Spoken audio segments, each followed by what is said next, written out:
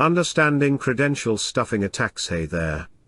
Today, we're diving into a cybersecurity issue that's quietly causing chaos: credential stuffing attacks.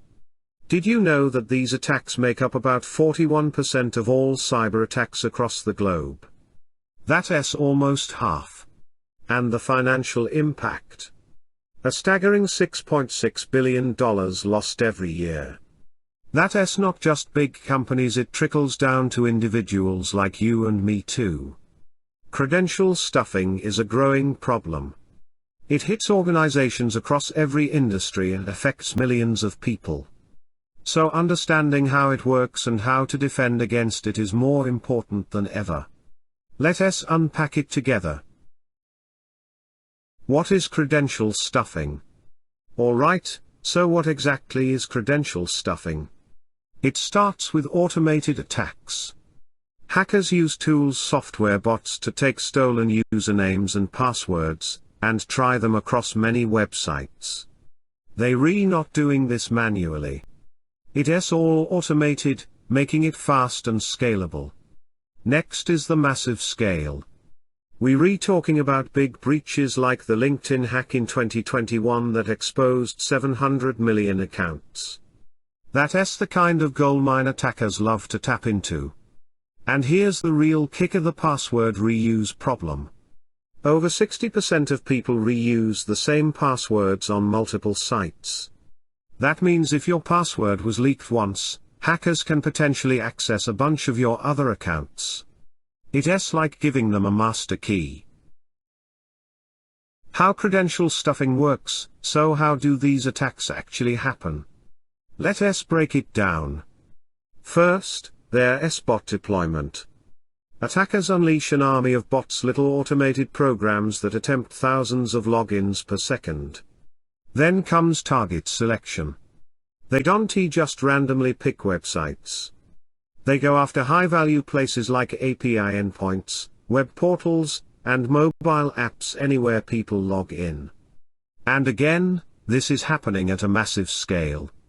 For example, in 2022, OccamI blocked 193 billion login attempts. That shows you just how common and persistent these attacks are. Real-world impact and statistics. Let us talk about some real-life consequences. During the COVID pandemic, credential stuffing attacks spiked by 49%. More people working from home, logging in remotely. It created a perfect storm for attackers. Take Dunkin' Donuts. Back in 2019, 300,000 accounts were compromised. Those weren't just usernames. That could be included payment info, loyalty points, personal data.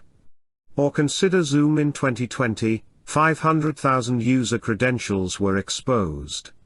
Imagine the damage if those accounts were reused on other platforms. These aren't hypothetical scenarios, they're happening all the time. Anatomy of an attack, step by step. So here's how a typical credential stuffing attack goes down. First, attackers gather breached credentials. These come from past data leaks or purchases from shady marketplaces on the dark web. Next, they deploy botnets. These are networks of infected devices that automate login attempts, targeting a huge number of sites. Then, they validate successful logins, filtering out which credentials actually work. Finally, they monetize the access. That could mean committing fraud, reselling accounts, or using the access to carry out even bigger attacks. It's a whole criminal ecosystem. Who are the main targets? You might be wondering who's most at risk. Let us start with the e-commerce. According to Shape Security, 90% of login attempts on some retail sites are malicious. That's huge. Financial institutions are also big targets. F5 Labs reported a 27% year-over-year increase in credential stuffing attacks in that sector. Media streaming services are attractive too. Why? Because people want free access to Netflix or Disney Plus, and attackers can resell those logins. Airlines are another hot target. Hackers go after frequent flyer accounts to steal miles and rewards. And even education institutions aren't safe. Universities are being targeted for access to research data and sensitive student records. No one is immune. Defending against credential stuffing. So, how do we protect ourselves and our organizations? First up, multi-factor authentication, or MFA. This adds an extra layer of protection, so even if someone gets your password, they still can log in without a second factor. Then there's specialized protection. Tools like Akamai Bot Manager or Cloudflare can help detect unusual login patterns and block suspicious traffic. We also need proactive monitoring. That means checking if your credentials have been exposed in a breach and educating users about good password habits. And finally, regular training is essential.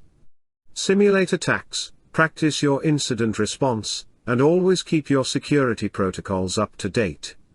It's about being prepared, not just reacting after the damage is done.